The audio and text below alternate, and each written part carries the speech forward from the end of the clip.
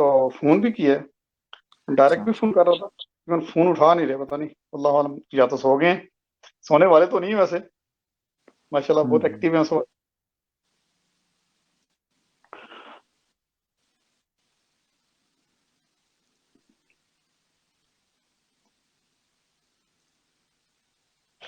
الحمد للہ رب العالمین والصلاة والسلام علی سید الانبیاء والمرسلین،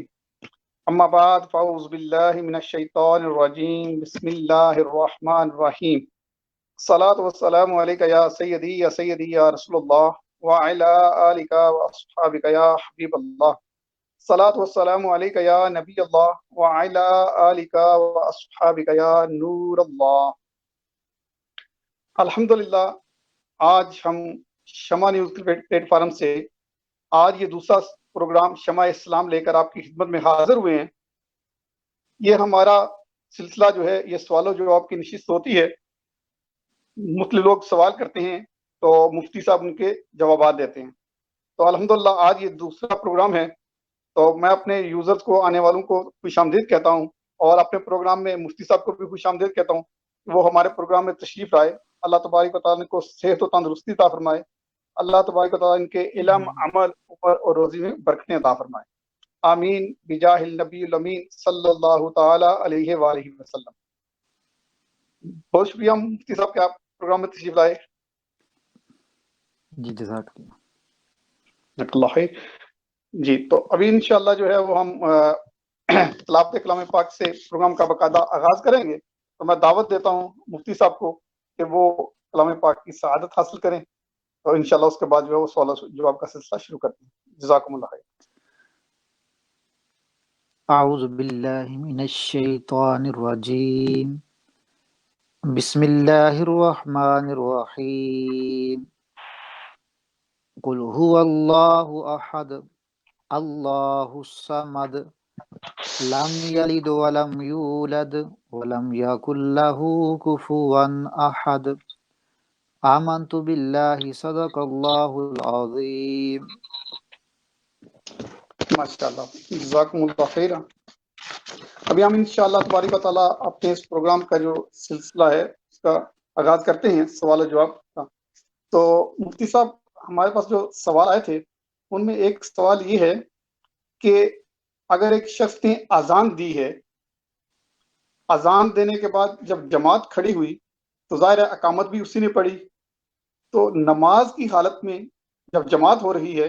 تو اس بندے کو چھینک آتی ہے جس نے اذان کہی یا اقامت پڑھی، تو وہ چھینک کے دوران لوگوں کی عادت ہوتی ہے چھینک کے فوراً بعد یہ الحمدللہ کہہ دیتے ہیں،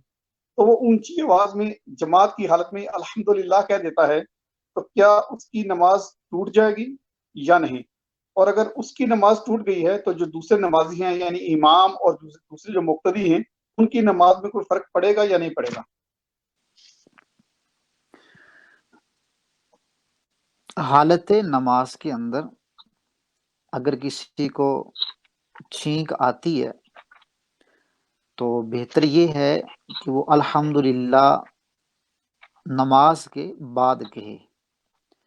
لیکن اگر اس نے نماز کے اندر بھی کہہ لیا تو اس کی نماز پہ کوئی اثر نہیں پڑے گا۔ البتہ یہ مسئلہ خاص اس کے لیے ہے کہ جس نے خود چھینک ماری اور پھر جواب کی نیت سے نہیں بلکہ خود الحمدللہ ثنا کے لیے کہہ دیا، تو اس کی نماز نہیں ٹوٹے گی۔ لیکن یہ ہے کہ کسی دوسرے کی چھینک پر جواب دینا اس کی اجازت نہیں ہے۔ اگر کسی نے چھینک ماری اور یہ الحمدللہ وہ کہتا ہے اور اس کے جواب میں یرحمک اللہ کہتا ہے تو پھر اس کی نماز ٹوٹے گی۔ جی، یعنی جس بندے نے چھینک ماری اس کی نماز ہو جائے گی، اور جو شخص نماز پڑھ رہے ہیں اگر ان میں کسی نے اس کی چھینک کا جواب دے دیا یا رحمک اللہ کہہ دیا، البتہ اس کی نماز ٹوٹ جائے گی۔ جی، ٹھیک ہے۔ اب مفتی صاحب ایک اور سوال ہے کہ اگر نماز، یہ پچھلے جو ہے پروگرام میں بھی سوال کیا گیا تھا تو کسی وجہ سے جواب نہیں دیا جا سکا، کہ اگر نماز جو ہے پڑھتے بندہ بھول گیا ہے، نماز پڑھنے کے بعد اس کو شک ہے کہ اس نے 3 رکعتیں پڑھی ہیں یا 4 پڑھی ہیں، تو اگر اس کو کنفرم ہو جاتا ہے سلام پھیرنے کے بعد کہ اس نے 4 کی بجائے 3 رکعتیں پڑھ لی ہیں، تو اس کی صورت میں وہ نماز دوبارہ پڑھے گا یا نہیں پڑھے گا؟ اور اگر اس کو شک ہے کہ اس نے 3 پڑھی ہیں یا 4 پڑھی ہیں تو اس کے بارے میں کیا حکم ہے؟ نماز کی رکعاتوں میں شک ہونے کے حوالے سے اس کی 2-3 صورتیں بنتی ہیں۔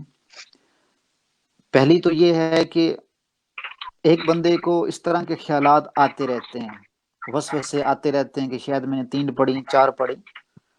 تو اس کو چاہیے کہ وہ توجہ کے ساتھ خشوع و خضوع کے ساتھ اپنی نماز مکمل کرنے کی کوشش کیا کرے،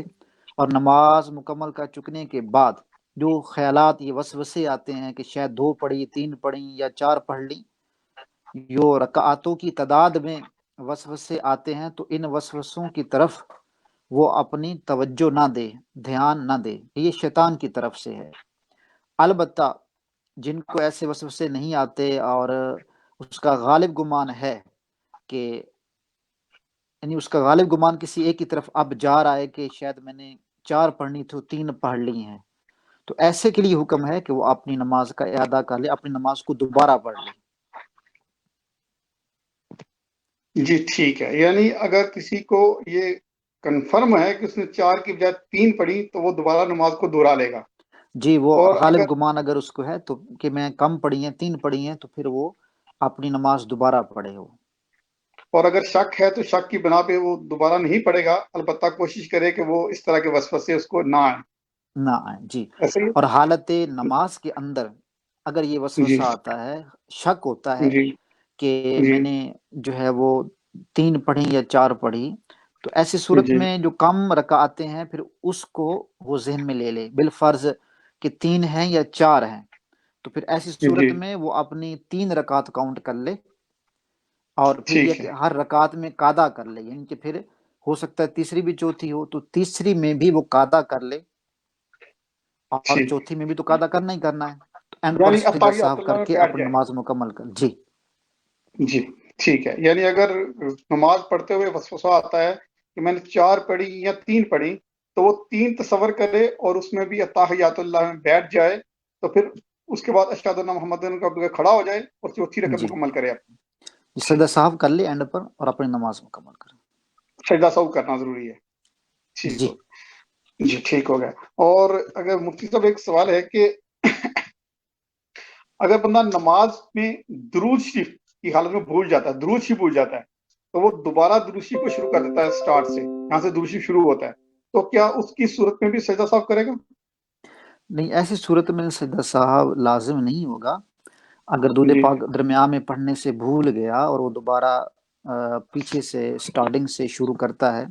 تو ایسی صورت جی، میں سجدہ صاحب لازم نہیں ہوگا۔ تو اسی طرح اگر فرض کریں کہ وہ بھول جاتا ہے تلاوت میں، تو تلاوت بھی پھر دوبارہ سے شروع کر دیتا ہے، یا جو ہے وہ کہہ لیں کہ جو ہے وطروں میں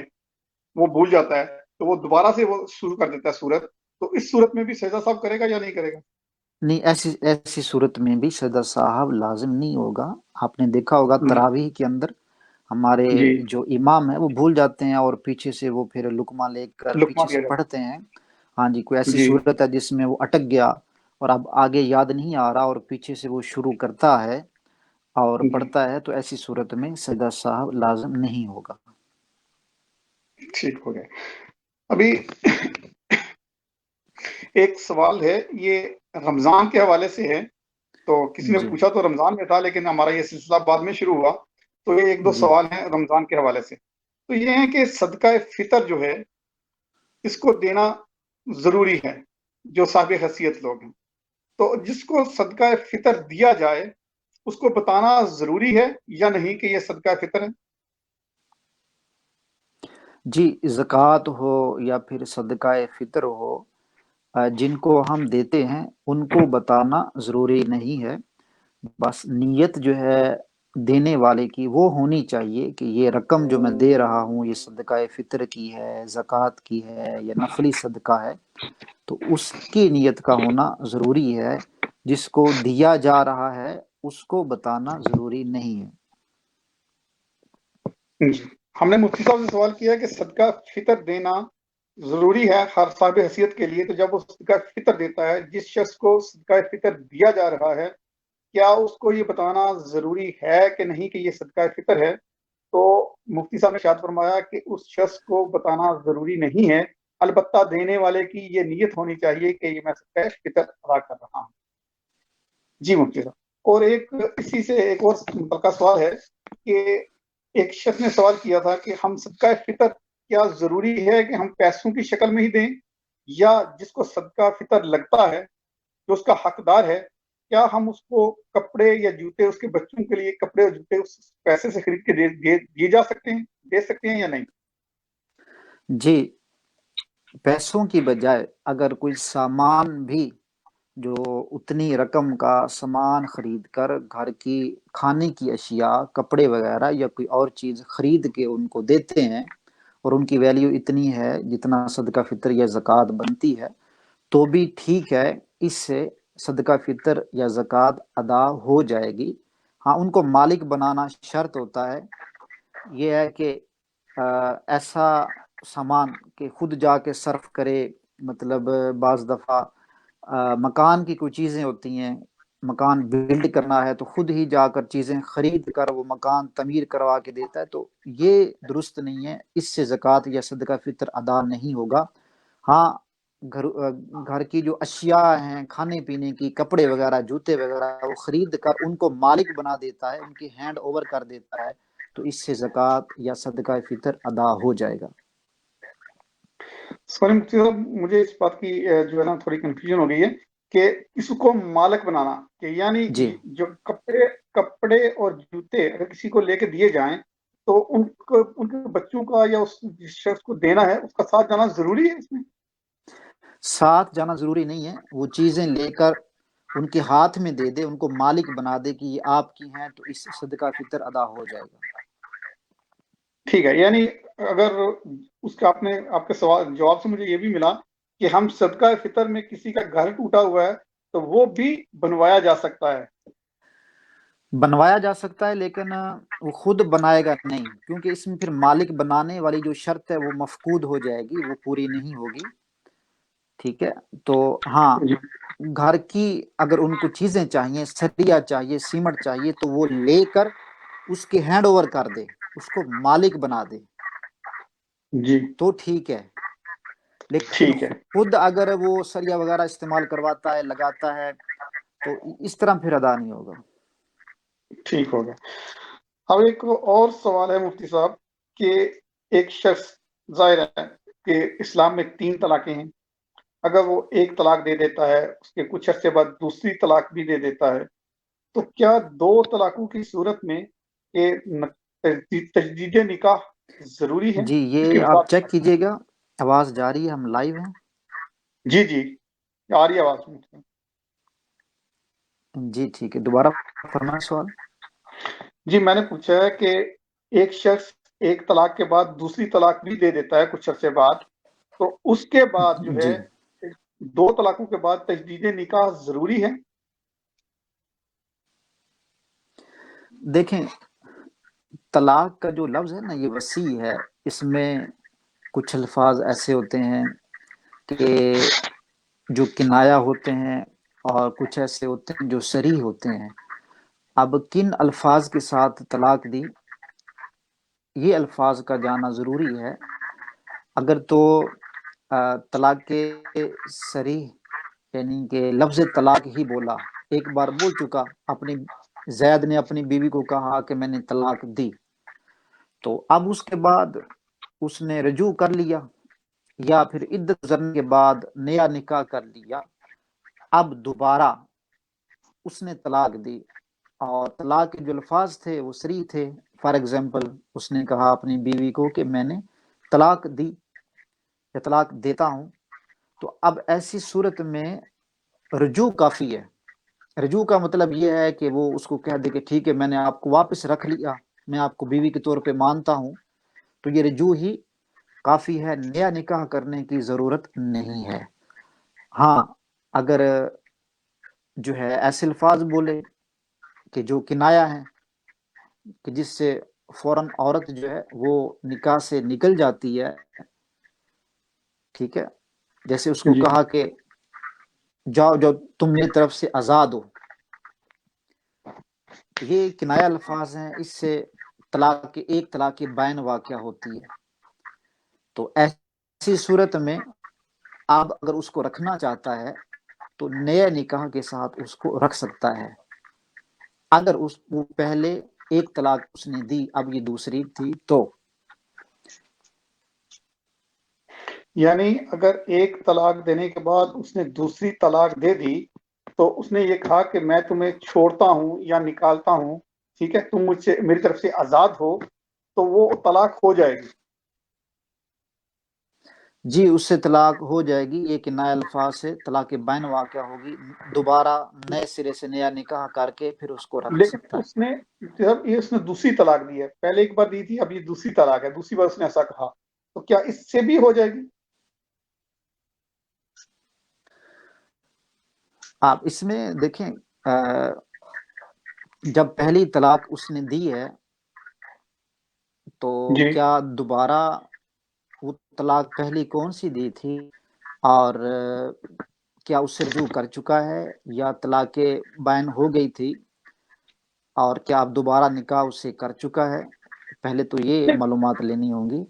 نہیں، مسئلہ یہ ہے کہ ایک بندہ ابھی ساتھ رہ رہا ہے، مثال کے طور پہ اس نے غصے میں آ کے ایک بار کہہ دیا میں تمہیں طلاق دی، مثال دے رہا ہوں، تو ابھی اس کی ان کی علیحدگی نہیں ہوئی، وہ ساتھ ہی ہیں، ٹھیک ہے. اس کے بعد پھر کبھی غصہ آیا زندگی میں، اس نے پھر کہہ دیا کہ جاؤ میں نے تمہیں طلاق دی، دو طلاقیں ہو گئی، تو اس کے بعد ہیں تو اپنے ایک ساتھ ہی بھی، تو اس کے بارے میں کیا ہوگا؟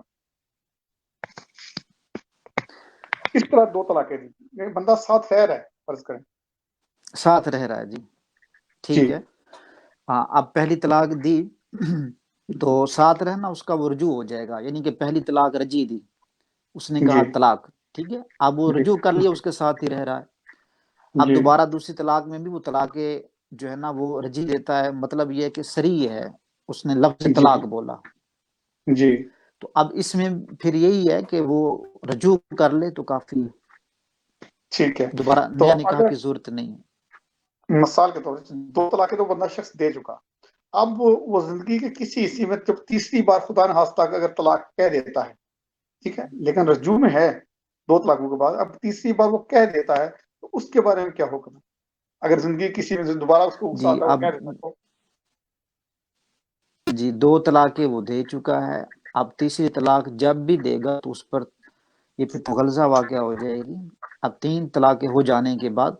اب دوبارہ نہ تو اس سے رجوع کر سکتا ہے اور نہ ہی جی نئے نکاح کے ساتھ اس کو رکھ سکتا ہے. اب یہ اس کے لیے جائز نہیں ہے اس کو ساتھ رکھنا. ٹھیک. اب یہ ہے کہ ایک شخص کا سوال آیا تھا کہ اس شخص کو اگر شوگر ہے تو شوگر کی وجہ سے اس کو بار بار واش روم کی حاجت ہوتی ہے، تو بندہ واش روم یوز کرتا ہے تو وہ کہتا ہے کہ بار بار کپڑے اتار کر بیٹھ کر کرنا، تو بار بار ایسا کرنا، تو اس میں اس کو دقت محسوس ہوتی ہے. عالم پرابلم نہیں ہے کوئی، لیکن دقت محسوس کرتا ہے کہ بار بار ایسا کرنا، اٹھنا بیٹھنا. تو اگر وہ کھڑا ہو کے چھوٹا پیشاب کر لیتا ہے تو اس صورت میں اگر وہ کہتا ہے کہ اگر چھینٹوں سے بچا جائے،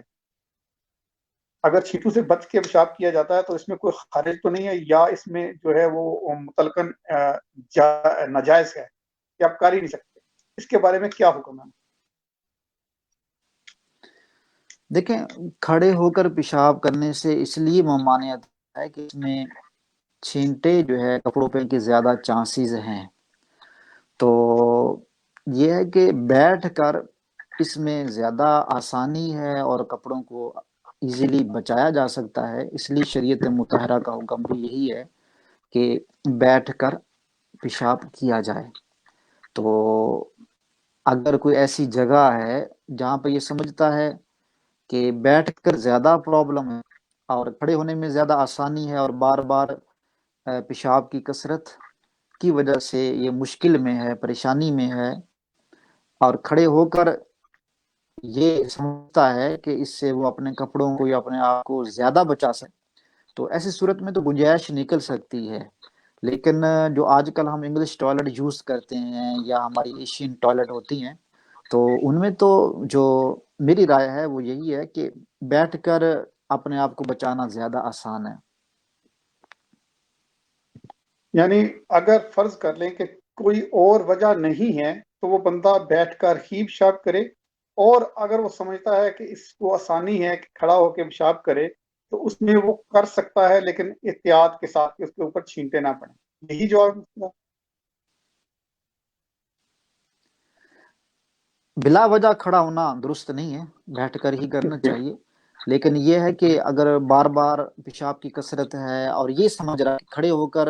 میں اپنے آپ کو زیادہ سیف سمجھتا ہوں، پیشاب کے چھینٹوں سے اپنے آپ کو بچا سکتا ہوں، تو پھر گنجائش ہے کہ کھڑے ہو کے کر لے۔ پھر کہ پکڑ بعض لیں۔ تو دفعہ اب جیسے جی ایئرپورٹ وغیرہ پر بھی وہ کھڑے ہو کر پیشاب کرنے کی جگہ بنی ہوتی، اب جی وہاں پر جو بیٹھ کر جو کموڈ لگے ہوتے ہیں، انگلش اسٹال لگی ہوتی ہیں، وہ ایسی نہیں ہوتی کہ ان پر بیٹھا جائے، کیونکہ ناپاک ہوتی ہیں اور طرح طرح کے لوگ ان کو یوز کرتے ہیں۔ ایسی صورت میں جی اگر کوئی کھڑے ہو کر کرتا ہے تو گنجائش ہے۔ ٹھیک ہے۔ تو بعض جگہوں پہ تو مفتی صاحب آپ نے دیکھا ہے کہ یہاں پہ یو کے میں یا یورپ میں تو وہ بیٹھ کے کرنے کی تو جگہ ہی نہیں ہوتی۔ اگر کسی مارکیٹ میں گئے ہیں تو وہاں پہ صرف وہ کھڑے ہو کے کرنے والا ہی سلسلہ ہے، تو اس کی صورت میں بندہ کیا کر سکتا ہے؟ وہاں پہ گنجائش ہے کرنے جی کی؟ ایسی صورت میں تو بالکل المجبور کالمعذور، یہ اصول فقہ کا قاعدہ ہے کہ جہاں عذر جی، ہوگا تو پھر وہاں تو اجازت ہو جائے گی۔ یعنی اگر کوئی ہو اس کے علاوہ اور کوئی حال نہیں ہے کہ بندہ کسی طرح بیٹھ کے کر سکے تو کھڑا ہو کے کرنے میں کوئی حرج بھی نہیں ہے۔ تو دوسرا آپ نے یہ ارشاد فرمایا کہ جیسے جی آپ جو ہے پبلک پلیس پہ جو ہے واش روم یوز کرتے ہیں، وہاں پہ وہ سیٹس اکثر گندی ہوتی ہیں، ان پہ پہلے ہی چھینٹیں وغیرہ پڑی ہوتی ہیں، تو وہاں پہ بیٹھ کے کرنے سے بہتر ہے کہ آپ کھڑے ہو کے ہی کر لیں۔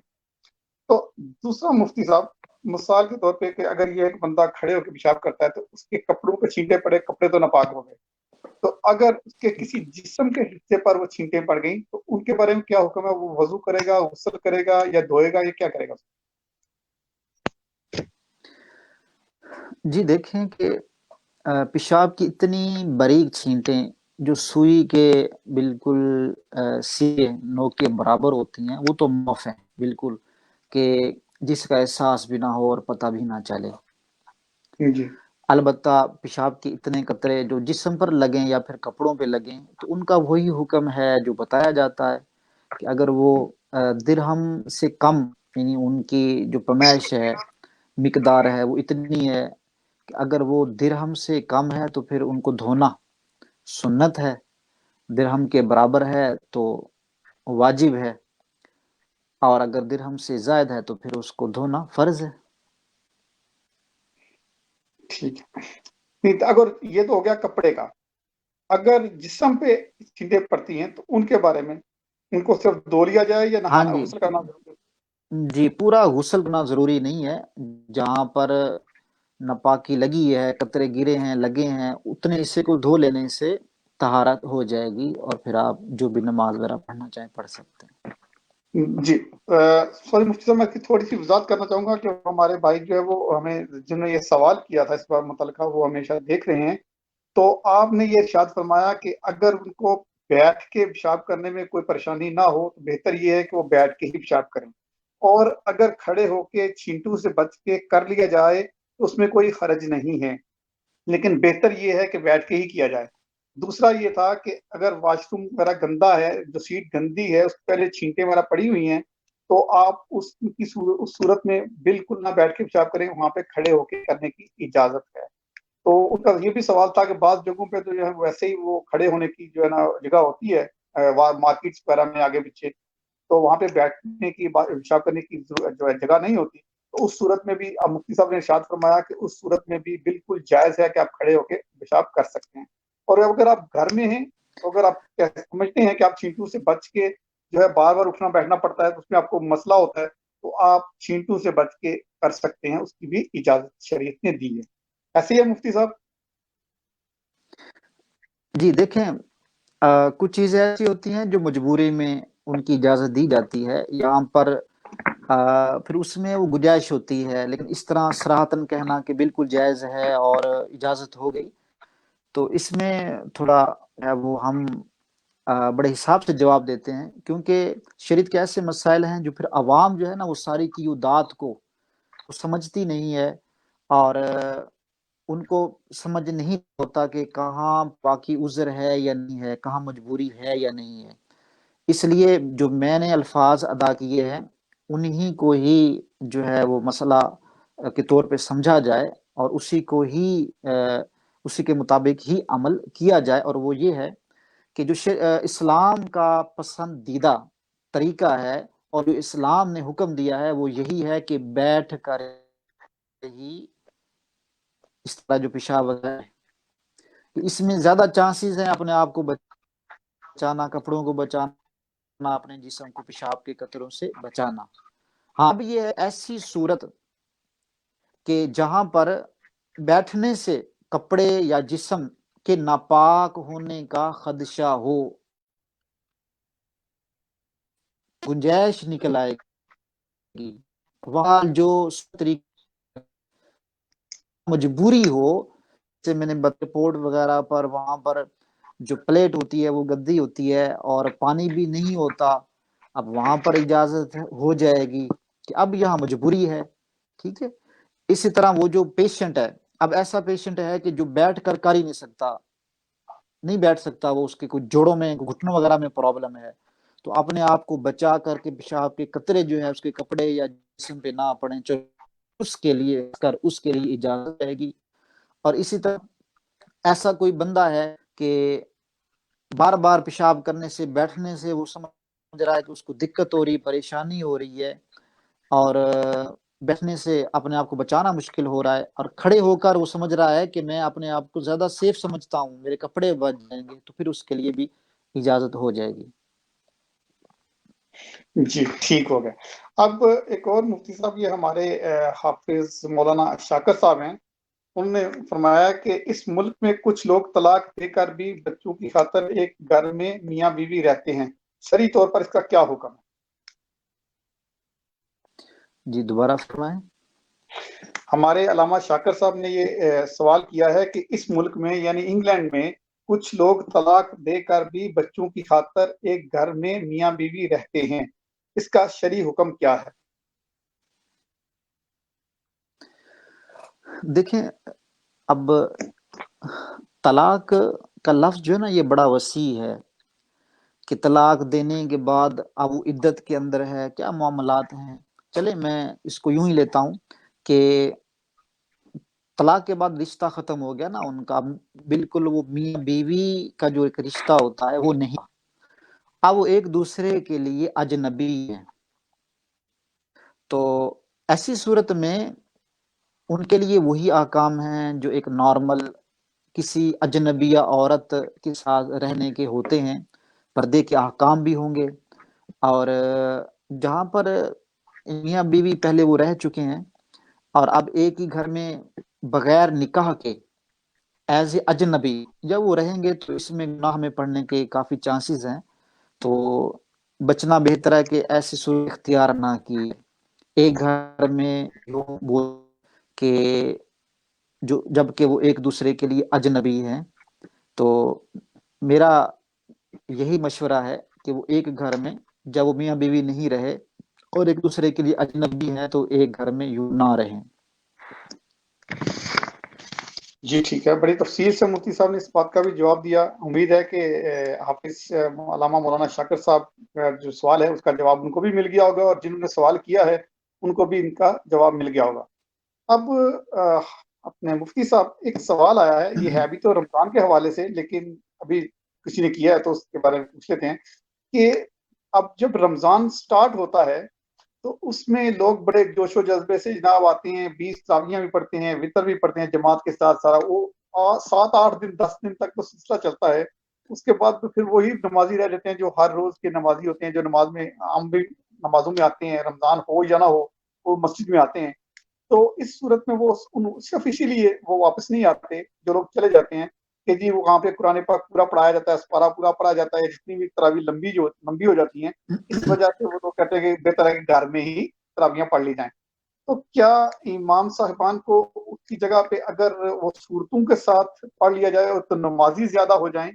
وہ بہتر ہے، کہ یا پھر جو لوگ آ رہے ہیں وہ آ رہے ہیں، جو جا رہے ہیں اس کا دین سے کوئی جو ہے نا سروکار نہیں ہے، اپنا کام جو کر رہے ہیں، سپارہ پڑھ رہے ہیں، قرآن پاک پڑھ رہے ہیں، وہ ختم کرنا ہے وہی کریں، اس کے بارے میں کیا حکم ہے؟ دیکھیں کہ ماہ رمضان المبارک ایک بابرکت مہینہ ہے، اور بے شک۔ کسی بھی ایک محلے میں پورا قرآن میں جو ہے تراویح کیا یہ سنت موقع ہے، ٹھیک ہے، سنت موقع ہے پورے قرآن مجید کا ختم کرنا محلے کی کسی ایک مسجد میں. تو بہتر تو یہ ہے کہ ہر مسجد میں ہی ختم قرآن مجید ہو اور اس کی برکتیں جو ہیں وہ حاصل کی جائیں. یہ تو زندگی کے اندر اور ہر دور کے اندر یہ طریقہ رہا ہے کہ کچھ لوگوں کا رجحان دین کے ساتھ زیادہ ہوتا ہے، کچھ کا کم ہوتا ہے اور کچھ کا بالکل نہیں ہوتا. جو اہل علم مبلغ حضرات ہیں وہ دین کی تبلیغ کرتے رہتے ہیں اور ایسے لوگوں کو کسی نہ کسی طریقے سے دین کی طرف وہ جوڑتے رہتے ہیں. تعداد کبھی بڑھتی ہے کبھی کم ہوتی ہے، لیکن جو ایک شریعت کا ایک اصول ہے، شریعت کا ایک طریقہ کار ہے، اس کو چھوڑنا نہیں چاہیے. اور اس کے لیے اگر کمی کوتاہی کسی جگہ نظر آ رہی ہے تو اس کو دور کرنا چاہیے، نہ کہ مساجد کے اندر جو ختم قرآن پاک کی پیاری پیاری سنت ادا کی جاتی ہے نہ کہ اس کو ختم کیا جائے. ٹھیک ہے، یعنی کہ جو ہے وہ لوگوں کے بظاہر ہے کہ رمضان میں شیطان جو ہے وہ قید ہو جاتا ہے، اور اگر اس کی قید میں بھی ہم نیکیاں نہیں کر سکتے، مسجد میں آنے سے قاصر ہیں، تو پھر اس میں ہماری ہی کمی، ہمیں بھی کمی ہے. یقیناً اس کو دور کرنا چاہیے، نہ کہ مساجد میں قرآن پاک کی جو تلاوت ہے اس کو کم کر دینا چاہیے. ایسا ہی ہے مفتی صاحب؟ جی جی ٹھیک ہو گیا. اب جی ایک اور سوال ہے مفتی صاحب کہ اکثر بچے جو ہے وہ مسجد میں آتے ہیں والدین کے ساتھ، تو یہ کہا کہ ان کو والدین کو یہ کہہ دیا جاتا ہے کہ اگر بچوں کے ساتھ آنا ہے تو آپ بھی گھر ہی نماز پڑھ لیں.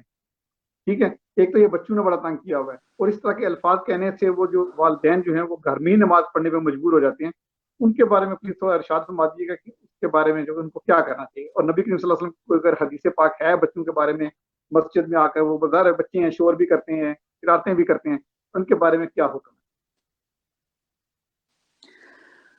ہے؟ دیکھیں کہ مسلمان ہیں، اب مسجد میں بھی جاتے ہیں تو اس کے رسول کی رضا کے لیے ہی جاتے ہیں، نماز پڑھنے کے لیے جاتے ہیں تو یہ اللہ کے حکم کو بجا لانے کے لیے ہی جاتے ہیں. تو کسی بھی موقع پر اپنی انانیت اور اپنی جو عقل کے مطابق معاملات ہوں اس کو نہیں لینا چاہیے، بلکہ ہر حال میں شریعت کا حکم دیکھنا چاہیے. جس میں زیادہ بہتری ہو، بھلائی ہو، تو اسی کو ہی اختیار کرنا چاہیے. اس معاملے میں بھی جو ہے ہم چاہیے کہ ہم شریعت مطہرہ کا جو حکم ہے اس کو فالو کریں. جب ہم نماز پڑھنے کے لیے جا رہے ہیں تو یہ دیکھیے حکم کس کا ہے، اللہ کا ہے. تو اب اس کے متعلق جو بھی معاملات ہیں بچے کو لے کے جانے کے ہیں تو وہ بھی ہم دیکھ لیں کہ اس میں اللہ اور اس کے رسول کا کیا حکم ہے. تو وہ یہی حکم ہے کہ مسجد جائیے ایک امن کی جگہ ہے، ایک سکون کی جگہ ہے، اور خشوع کے ساتھ نماز پڑھنے حکم دیا گیا ہے. تو اب بچے ہیں، یہ گھروں میں بھی ان کی یہی حالت ہوتی ہے کہ یہ شور شرابہ کرتے ہیں. اب مسجد میں بھی ان کو لائیں گے تو وہاں پر بھی باقی نمازیوں کے نماز میں بھی خلل ہوگا. تو مسجد کے اندر لانے سے اب دیکھیں یا تو نہ تو یہ میرا قول ہے، نہ ہی کسی امام صاحب کا ہے، نہ ہی کسی اور مسجد کے انتظامیہ کی طرف سے ہے، بلکہ حدیث پاک کا مفہوم عرض کرتا ہوں جس میں میرے آقا دو عالم صلی اللہ علیہ وسلم کی حدیث مبارکہ ہے کہ مسجد کو پاگلوں اور بچوں سے بچاؤ. ٹھیک ہے، یہ حدیث پاک کا مفہوم میں نے عرض کیا ہے، حدیث پاک ہے. تو اب یہی ہے کہ ایسے بچے کہ جو سمجھدار نہیں ہیں اور جا کر وہاں دوڑیں گے اور شور شرابہ کریں گے، تو ایسے بچوں کو پہلے اچھا نمازی بنائیں، ان کو پہلے اچھی سمجھ بوجھ دیں. گھر میں ہی ان کو ماں ظاہر ہے، ماں ہے، بیٹیاں ہیں جو ہیں وہ تو مسجد میں نہیں نہ جاتی، تو اپنے ان بچوں کو اگر نمازی بنانا ہے، اچھی تربیت ان کی کرنی ہے تو وہ لیڈیز کے ساتھ ان کو نمازیں پڑھائیں تاکہ وہ تیار ہوں، کی پریکٹس ہو اور ذمہ دار ہو جائیں. آپ دیکھیں شور شرابہ نہیں کریں گے تو پھر ان کو مسجد کے اندر بالکل لائیں آپ. ٹھیک ہو گیا. اب ایک اور سوال ہے مفتی صاحب کہ جو ہے وہ رمضان میں ہم اکثر دیکھتے ہیں کہ جب یکم رمضان ہوتی ہے اس سے لے کے اینڈ رمضان تک نماز کا ٹائم تبدیل ہوتا رہتا ہے، 1 یا 2 منٹ کا فرق پڑتا ہے، اور ایک مہینے کے اندر تقریباً 1 گھنٹے 1.5 کا فرق پڑ جاتا ہے تقریباً کم و بیش. تو بھائی نے سوال یہ کیا ہے کہ جب سے رمضان ختم ہوا ہے کہ ہمارا نماز شروع ہونے کا ٹائم یعنی فجر کا ٹائم شروع ہونے کا وہی ہے جو آخری روزے میں تھا. تو کیا یہ ٹائم جو ہے یہ صرف رمضان میں ہی آگے پیچھے بڑھتا ہے یا اس کے علاوہ بھی بڑھتا ہے یا کم ہوتا ہے؟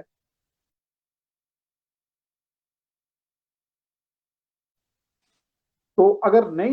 ایسا ہی ہے، بڑھتا کم ہوتا ہے، تو پھر رمضان سے لے کر آج تک جو کم و بیش مہینہ ہونے والا ہے، تو مہینے میں جو رمضان کا جو نماز کا ٹائم ٹیبل آیا ہے اس میں نماز میں وہ آگے پیچھے نہیں کیا گیا، اس کی کیا وجہ ہے؟ دیکھیں کہ جو یہ اوقات الصلاح ہے، نمازوں کے اوقات ہیں، یہ سورج کی گردش اور سطح سمندر سے جو بھی اس کے معاملات ہوتے ہیں، علم توقیت ہے، اس کے تحت ہی اوقات الصلاح جو ہے وہ بنایا جاتا ہے، نمازوں کے اوقات بنائے جاتے ہیں۔ تو بعض ایام کے اندر اور بعض خاص وقت کے اندر وہ جس سے ٹائم جو ہے نا اپ ڈاؤن ہوتا ہے، وہ چیز چینج نہیں ہوتی، تو سٹل وہی رہتا ہے۔ اور جیسے ہی جو ہے وہ ٹائم چینج ہونے کے قابل ہو جاتا ہے، تو پھر وہ ساتھ ہی اوقات السلام میں بھی ٹائم چینج جو ہے وہ آ جاتا ہے، کیونکہ جو اس کے ماہر ہوتے ہیں، جو اس کے ایکسپرٹ ہوتے ہیں، پورے سال کا بناتے ہیں، اور اس کا جو پورا ایک سسٹم ہے، اس کا پورا ایک علم ہے، اور اسی کے تحت ہی نمازوں کے بعد جو ہے وہ بنائے جا رہے ہیں۔ جن دنوں کے اندر نماز جو ہے وہ ان کے ٹائم چینج نہیں ہوتے، تو ان پورے ایام کے اندر، خواہ وہ 1 مہینہ ہے یا 2 مہینہ ہے، تو اس میں وہ جو کلیے قاعدے لگ رہے ہوتے ہیں، اس کے مطابق وہ جو سورج کی گردش ہے، جو سلسلہ ہوتا ہے، وہ ایک جیسا رہتا ہے، تو اس لیے پھر ٹائم اس کا چینج نہیں ہوتا۔ یعنی یہ جو اگر رمضان کے بعد وہ کسی وجہ سے ٹائم چینج نہیں ہوا تو اس میں کوئی حرج نہیں ہے، یہ حقیقت میں ایسا ہی ہے، اور یہ جو ہے وہ جیسے جو ٹائم سیٹ کیا جاتا ہے یہ وہ سیٹ کرتے ہیں کہ آگے ہونا ہے پیچھے ہونا ہے کیسے ہونا ہے، وہ ان پہ ڈیپینڈ کرتا ہے، جی جی ماہرین کا کام بالکل، وہ ہے۔ بالکل اسی کے، ہاں جی جی جی، جو نماز جس طرح فجر کا ٹائم کب شروع ہوتا ہے، ظہر کا کب شروع ہوتا ہے، عصر کا کب شروع ہوتا ہے، تو وہ جو سارے اصول ہوتے ہیں، اصول و ضوابط ہوتے ہیں، اسی کے تحت ہی اس کا ٹائم بنایا جاتا ہے۔ اور آپ کو پتہ ہوگا کئی ملکوں کے اندر تو کئی کئی مہینے جو ہے وہ رات ہی نہیں ہوتی، سورج غروب ہی نہیں ہوتا۔ میرا بھی جانا ہوا ناروے کے اندر، تو وہاں پر مجھے پتا چلا کہ کچھ ایام ایسے آتے ہیں کہ سورج غروب ہی نہیں ہوتا، لیکن سورج جب غروب ہونے وقت قریب ہوتا ہے، تھوڑا ڈاؤن جاتا ہے، نظر آ رہا ہوتا ہے کہ یہ سورج اب نیچے جا رہا ہے، اور آہستہ آہستہ شاید یہ غروب ہو جائے گا، لیکن وہ غروب ہوتا نہیں، وہیں سے بھی دوبارہ اٹھنا شروع ہو جاتا ہے، دن کا دن جی ہی رہتا ہے، وہاں پہ رات نہیں ہوتی۔ ٹھیک ہے۔ ابھی ایک جو میرے ساتھی سن رہے ہیں ان سے گزارش ہے کہ اگر کوئی سوال اپنا مفتی صاحب سے کرنا چاہیں تو وہ ہمیں کمنٹ میں سوال پوچھ سکتے ہیں، انشاءاللہ تبارک تعالیٰ مفتی صاحب اس کا جواب دے دیں گے۔ یہ ہماری سوال و جواب کی نشست ہے جو ہفتہ وار ہے، اور ہر اتوار کو جو ہے یو کے ٹائم کے مطابق 6:30 بجے شروع ہوتی ہے اور تقریباً پونے گھنٹے تک یہ جو ہے نا وہ چلتی ہے۔ تو آج یہ تھوڑی تاخیر سے شروع ہوئی، لیکن یہ ہے کہ ابھی ہمارا ٹائم چند منٹ باقی ہیں، تو اگر آپ بھائیوں میں سے بہنوں میں سے کوئی سوال کرنا چاہے تو وہ ضرور سوال کریں، انشاءاللہ مفتی صاحب اس کا جواب جو ہے ارشاد فرما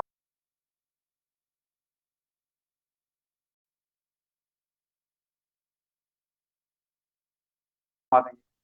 تو صاحب ابھی جو ہے یہ جو